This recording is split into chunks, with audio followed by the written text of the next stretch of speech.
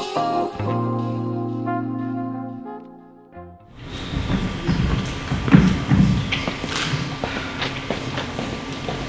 don't want to survive.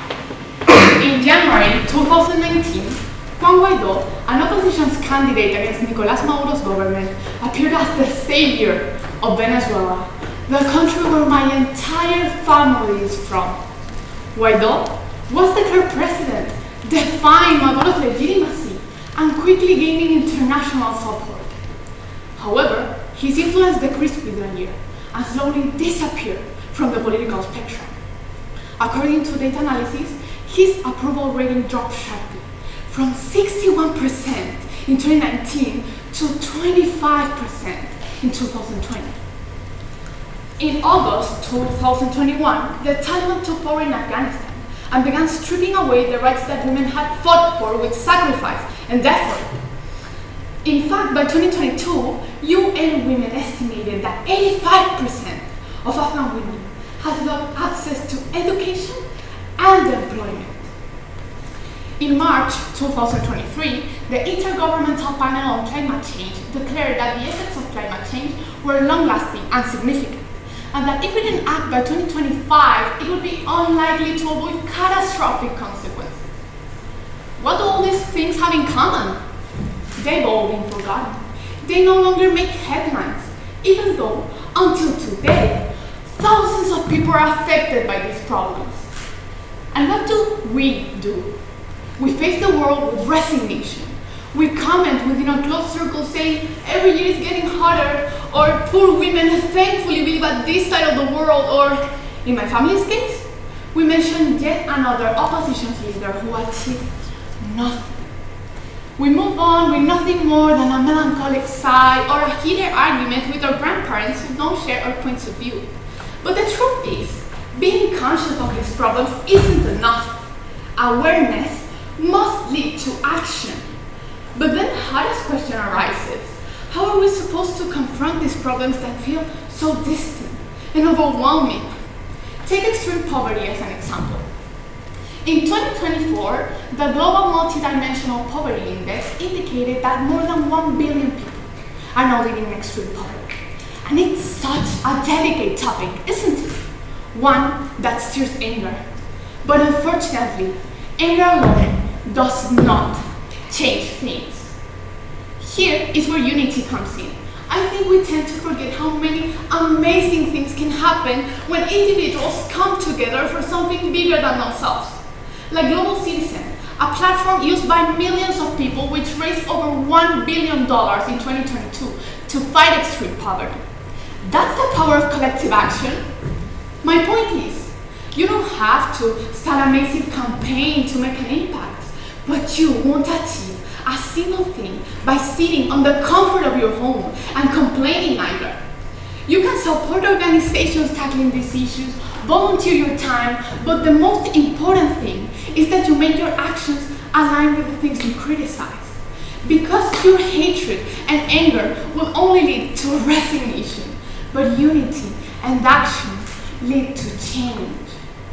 So let's unite, not to fight against each other, but to listen, to find what drives us all. Because we all care about democracy prevailing, about people getting their basic needs met, and having a planet to live on. In these concerns, unity must be found. In them, our strength must be anchored. In leading a different society to help one another is where true power lies. And as Gandhi said, unity, to be real, must stand the severest strain without breaking. So let's show the world that we are tired. Show the world that we care. Because as a young woman, I dream of thriving and not just surviving.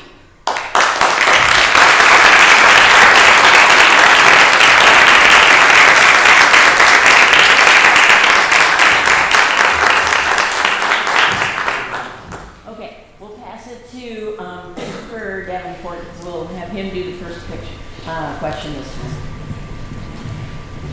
Thank you for that speech. Could I just ask a follow-up question? You talked about sort of standing together in protest of the things that you disagree with and achieving unity that way. Could you give some examples of how people could do that? Well, achieving unity is not a simple thing, because we all have disagreements with people and with the usual faces we see every day. However, of course, there are organizations that are helping everyone to be united, and I think we just need to do a little research.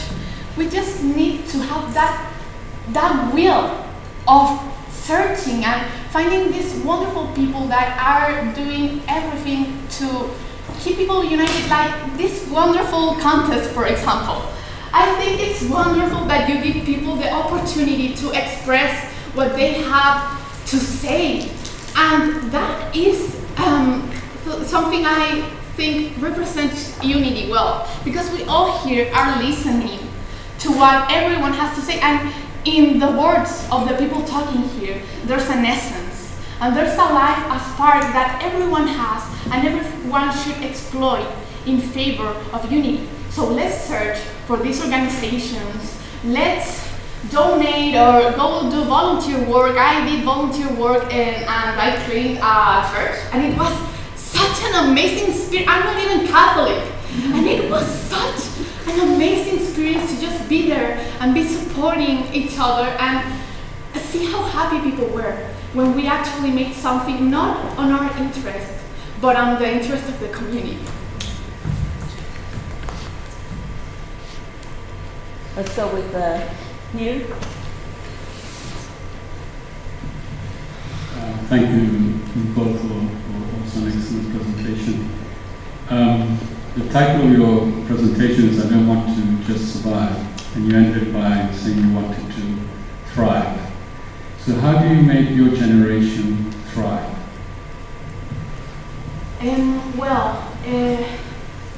Our generations are facing multiple challenges right now. There are wars in multiple places, and there are such delicate topics we can't ignore. However, I think that having an opinion of your own, it's important to thrive, because surviving is just a primitive manner. It's something that came from our ancestors of flight or fight. But what makes us truly human is that power of thinking, that power of like getting a sense to the topics around and to make something with them. Because it's just simply not enough, as I said, being conscious. It's about thriving, about feeling well with yourself, like feeling connected to everything you do and find a sense in everything you do.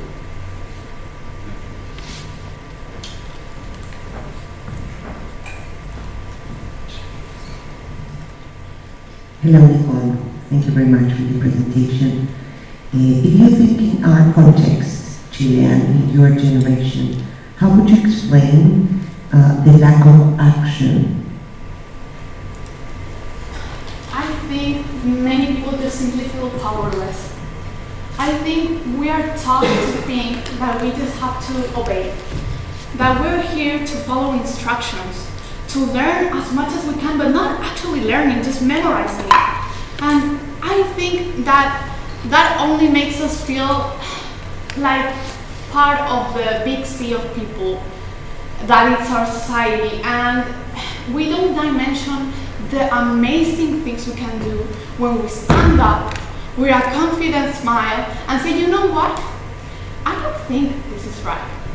And that will to stand up against what's happening, it's the true reason why our generation is simply so tired, so exhausted of seeing how society goes. Because we don't feel like a part of the people taking action.